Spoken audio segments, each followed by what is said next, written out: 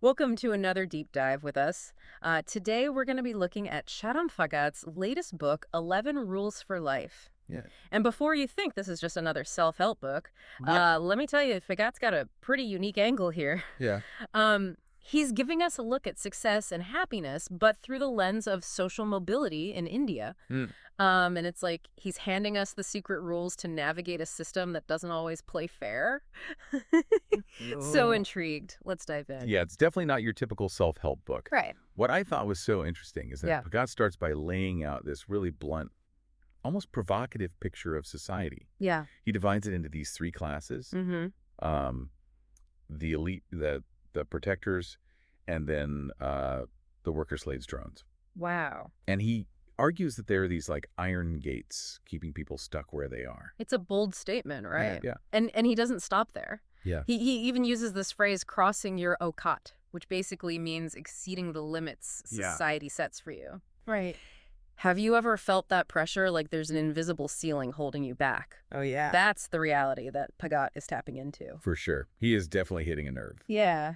And, while his language might be strong, Yeah. it does reflect this frustration that so many people feel about the limited opportunities they have. Right. Sociologists have long talked about this idea of social stratification. Mm-hmm.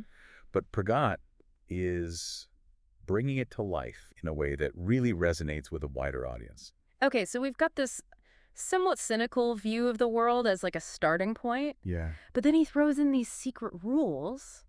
11 of them, to be exact. Right. Some of them are pretty surprising. Like, Mhm. who would have thought that rule #1, fitness, Right. be so central to his philosophy? Yeah, it's not just about hitting the gym and looking good. Right. Pagat argues that fitness is actually mental toughness, training for life. Oh. Think about it. The discipline and the resilience that you build through exercise Mm-hmm.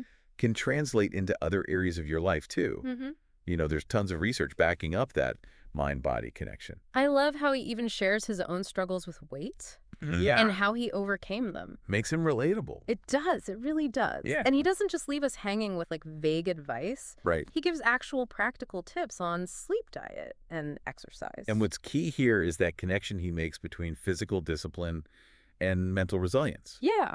Every time you push yourself to work out, you're essentially training your brain to face those challenges head on, Right. whether it's in your career or your personal life. Now, get ready for this one because rule #2, master your emotions, threw me for a loop at first. Yeah. Bhagat's advice is basically screw your feelings, focus on everyone else's. Interesting. It sounds counterintuitive, right? Yeah, it does. But he's not advocating for becoming an emotionless robot. No, he's not saying that. It's more about being strategic with your emotions. Yeah, It's about understanding how to manage your own emotional responses, right.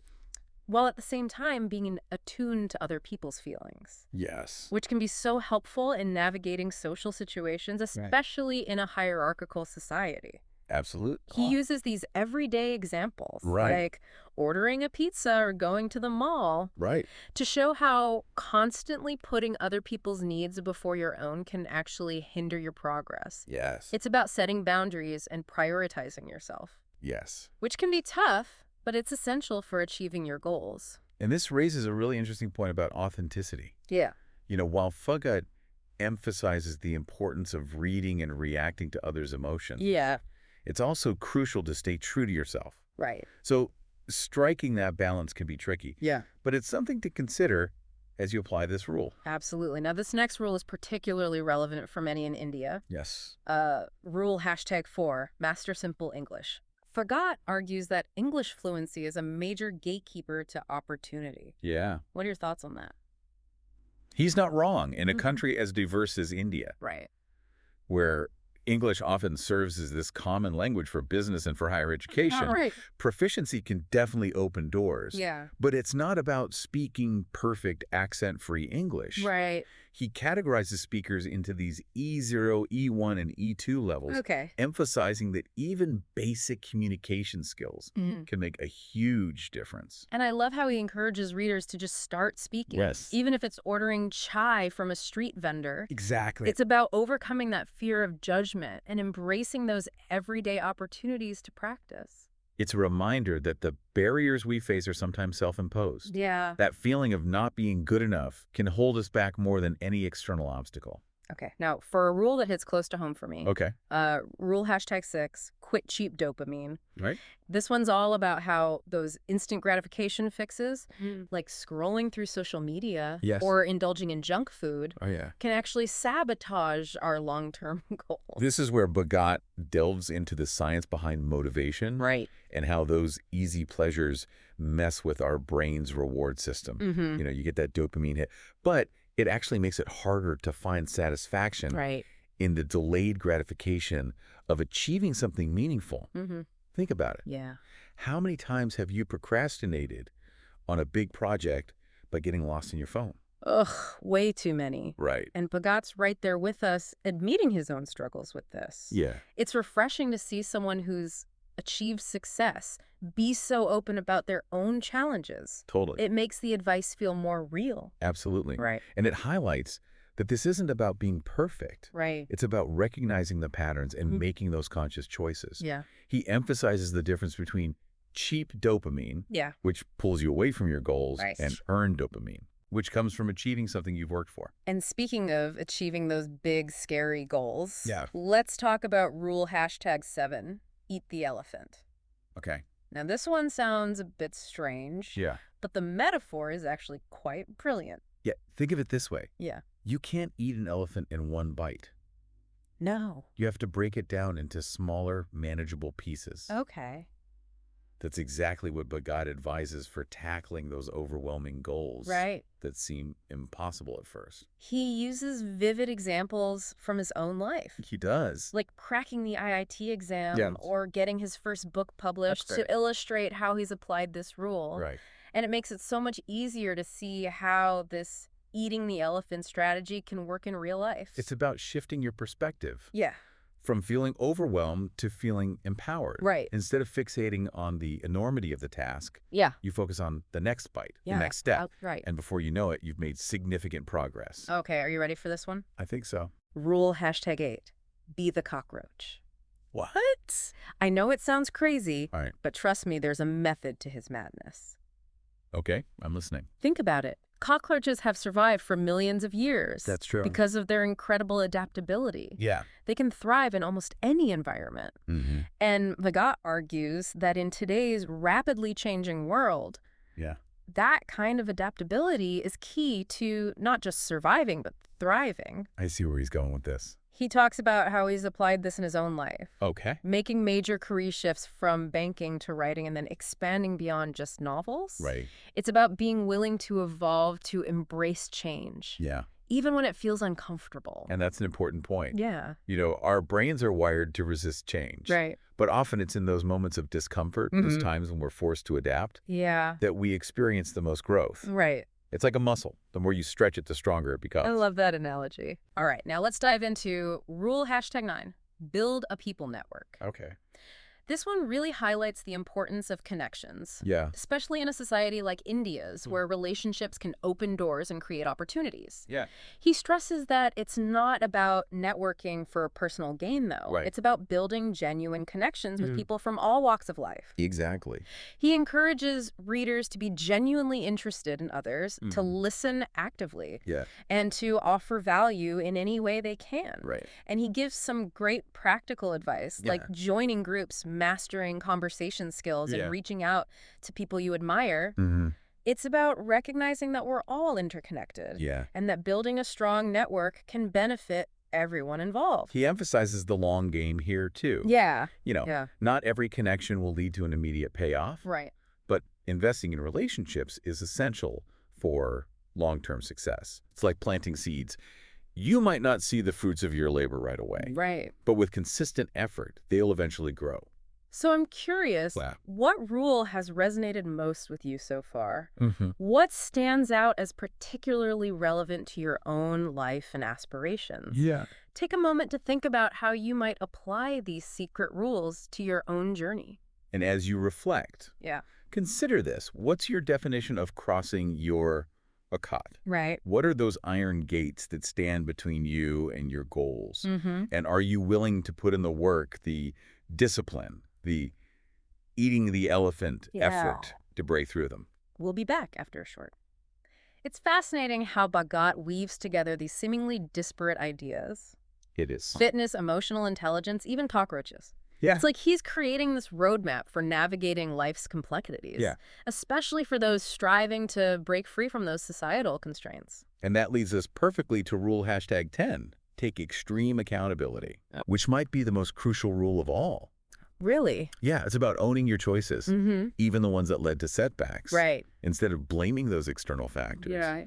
Bhagat encourages us to look in the mirror and accept responsibility for where we are. He uses this really striking image It does. of a brutal truth-augmented reality mirror. I know it's intense.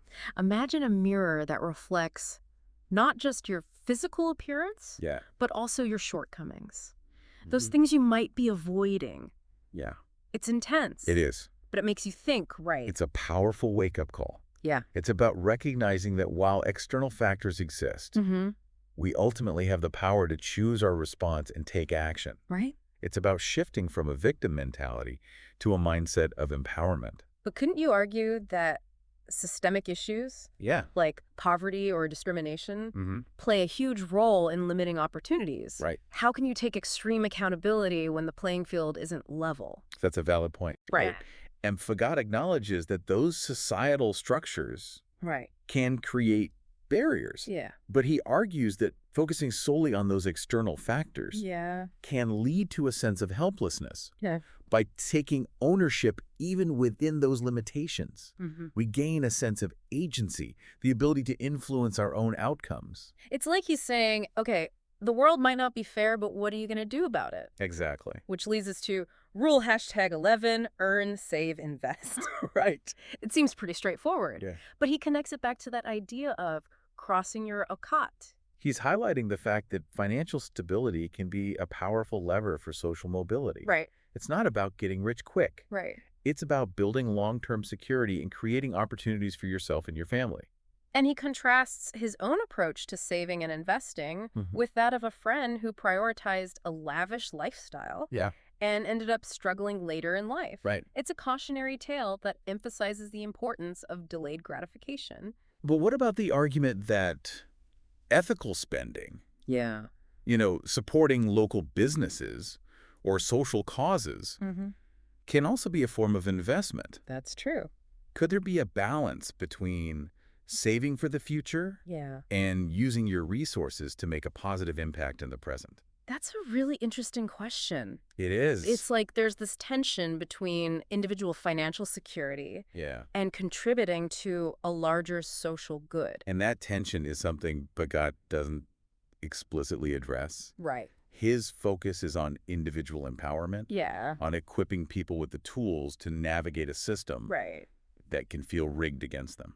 So we've covered all 11 roles. Yeah. And honestly, I'm feeling both inspired and a bit conflicted. I understand. There's a lot to unpack here. There is. But it's definitely sparked some self-reflection. Good. What stands out to you as the most impactful takeaway? For me, it's the combination of personal accountability and strategic action.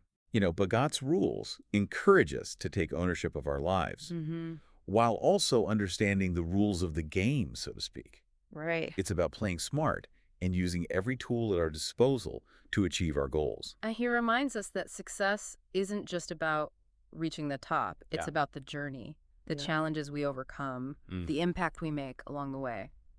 Speaking of impact, Yes. Bhagat actually includes a really powerful anecdote towards the end of the book. Oh, yeah, that's right. He talks about reconnecting with Viraj, Mm-hmm. the delivery boy he'd been mentoring, Yeah. who ended up becoming a successful entrepreneur. It's like a perfect illustration of crossing your occult, isn't it? It really is. It shows that with the right mindset, hard work, and a bit of guidance, Yeah. anyone can break free from limiting circumstances and achieve their dreams. And it highlights the ripple effect that individual success can have. Right. When one person breaks through those iron gates, Yeah. it can inspire others to do the same, creating a chain reaction of positive change. Okay. Now, for a rule we completely missed in the first half. Oh, yeah. Rule #3. Learn to communicate. Okay.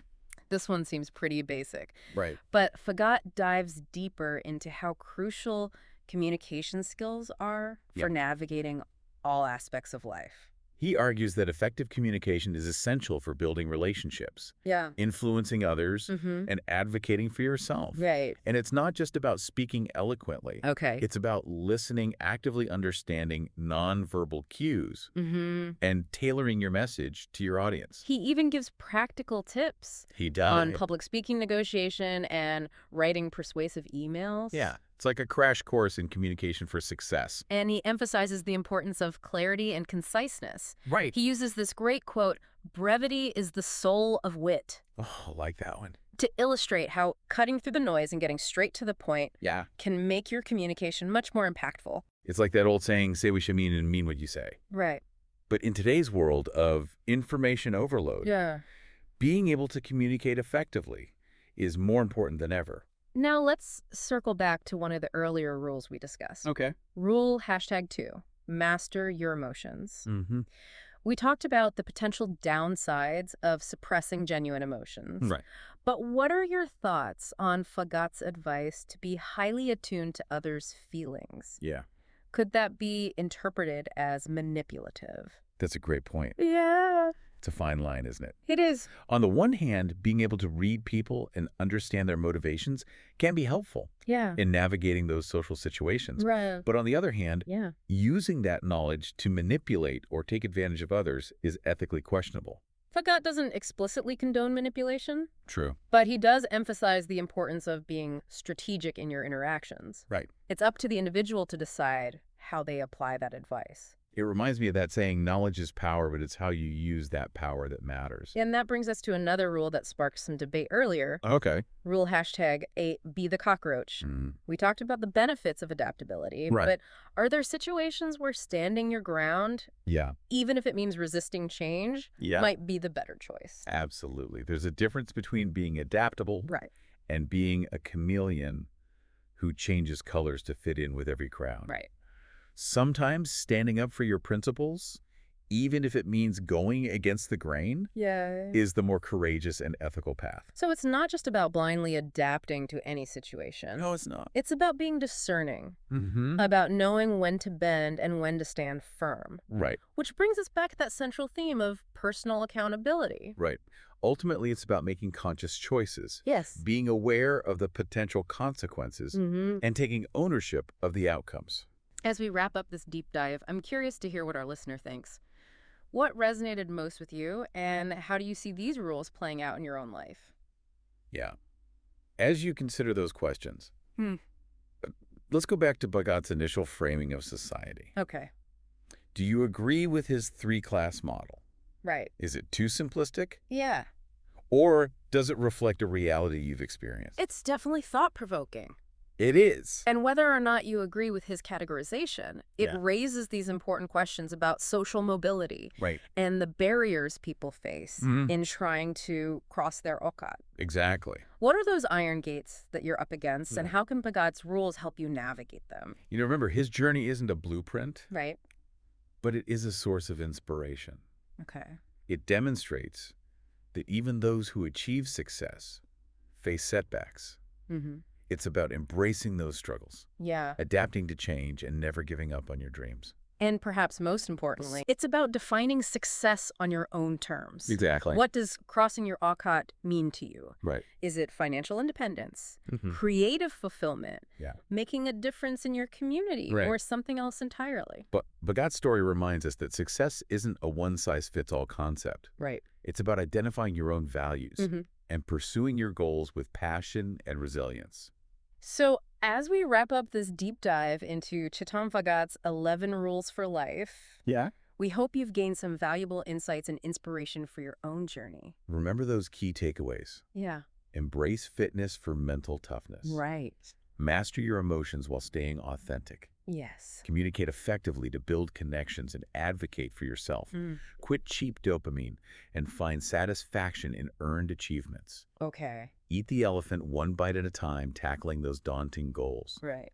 Be the cockroach, adapting to change with resilience. Mm-hmm. Build a strong network for support and opportunity. And above all, take extreme accountability for your choices, shaping your own destiny. Thanks for joining us today. Yes, thank you. We'd love to hear your thoughts on Bhagat's rules Yeah, and how they resonate with your own experiences. right. What's one iron gate you're ready to Next challenge? question. Until next time, keep diving deep, keep learning, and keep striving to cross your Akkat.